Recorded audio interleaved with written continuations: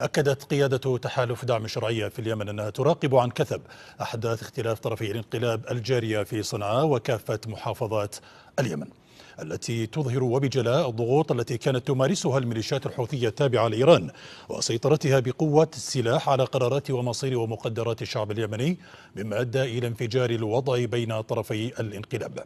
وأكدت القيادة أن التحالف يدرك أن الشرفاء من أبناء حزب المؤتمر الشعبي العام وقياداته وأبناء الشعب اليمني الذين أجبرتهم الظروف للبقاء تحت سلطة الميليشيات الإيرانية الطائفية قد مروا بفترات عصيبة.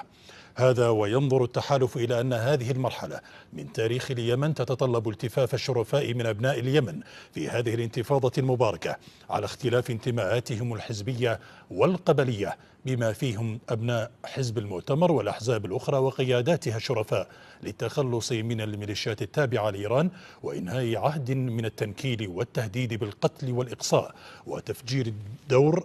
الدور والاستيلاء على الممتلكات العامة والخاصة.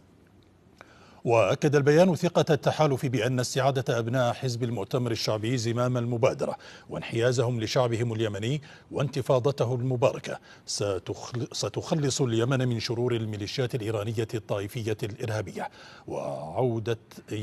يمن الحكمة إلى محيطه الطبيعي العربي الخالص، مؤكدا وقوف التحالف بكل قدراته في كافة المجالات مع مصالح الشعب اليمني للحفاظ على أرضه وهويته ووحدته ونسيجه الاجتماعي في إطار الأمن العربي والإقليمي والدولي.